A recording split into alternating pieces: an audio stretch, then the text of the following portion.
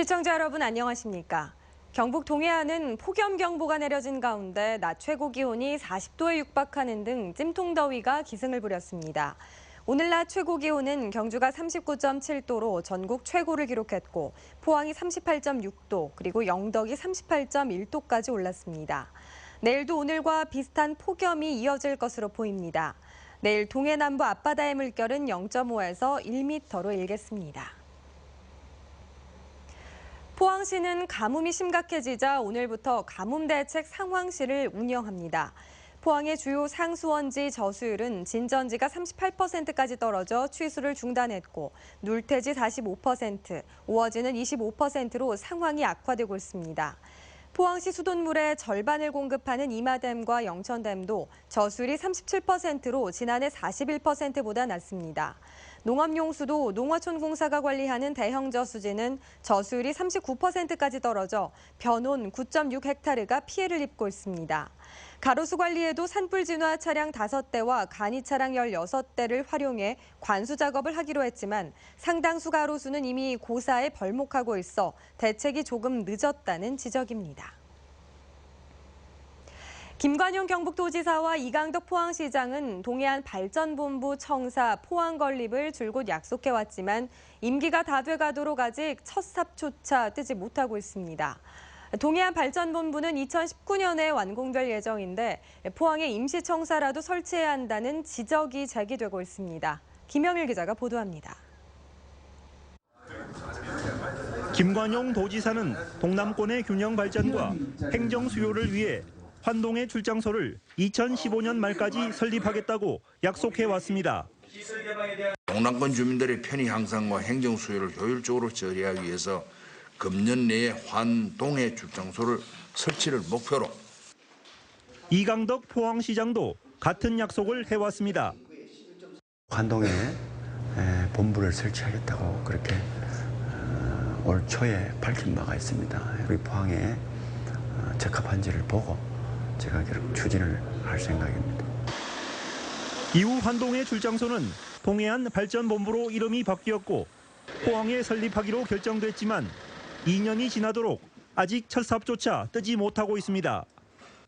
더구나 당초 계획에 지하주차장이 반영되지 않았고 정부 승인 과정 등의 이유로 일정이 일부 지체돼 동해안 발전본부는 2019년이 돼야 완공될 것으로 예상됩니다. 이 때문에 동해안 100만여 명의 행정 수요를 감안해 앞으로 2년간이라도 포항에 임시청사를 설치해 운영해야 한다는 지적이 제기되고 있습니다. 동해안 발전본부가 청사 건립 이전이라도 연내 포항의 임시청사를 이전하여 동남권 도민을 위한 적극적이며 신뢰받는 행정과 주민의 불편을 해소해야 할 것이라 판단하는데 이에 대해 경상북도는 임시청사를 운영할 경우 연간 10억여 원의 추가 비용이 들어 예산 낭비 요인이 많다며 난색을 표하고 있습니다. 청사를 2번이나 이전하게 되는 것은 예산이나 행정적인 면을 종합적으로 검토해 볼 때 신축해서 이전하는 것이 더 적절하다고.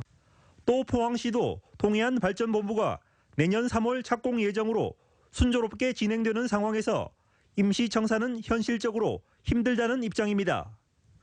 하지만 도지사와 포항시장의 공약 사항이고 지역 균형 발전을 위한 당초 설립 취지를 살려 현실적인 어려움만 내세우지 말고 임시청사 설치를 적극 검토해야 한다는 지적이 제기되고 있습니다.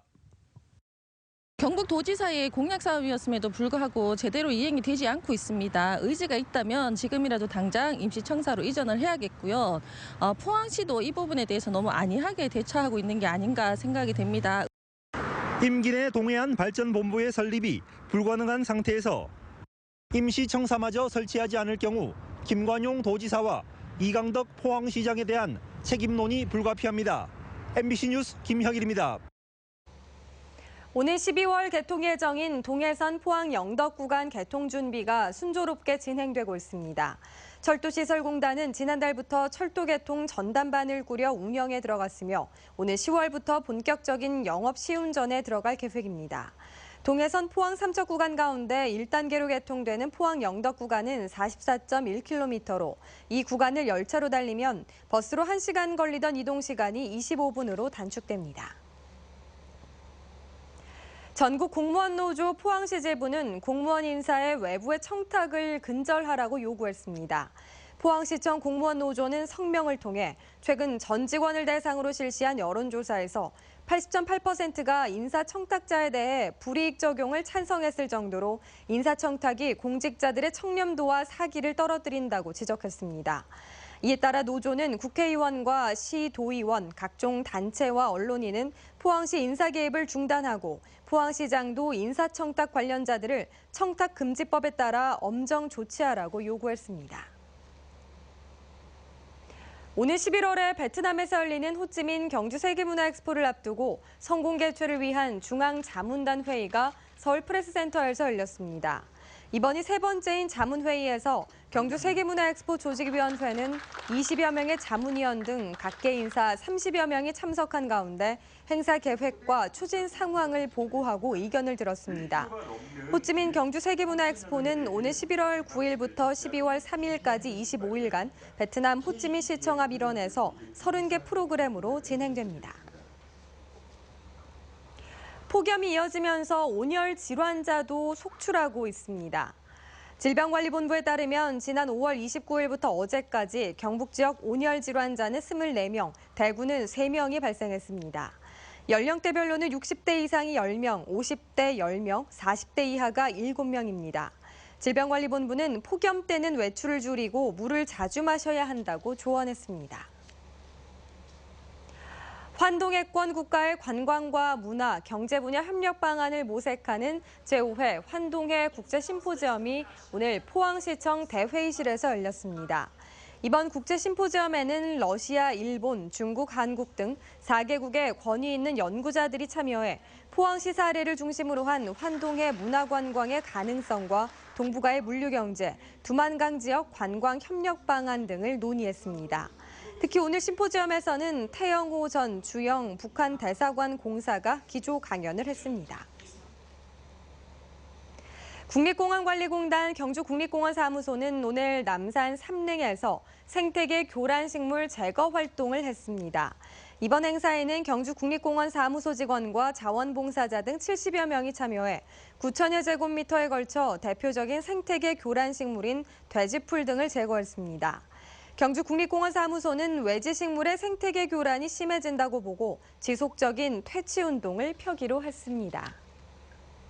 이상으로 포항 MBC 이브닝 뉴스를 마칩니다. 여러분 고맙습니다.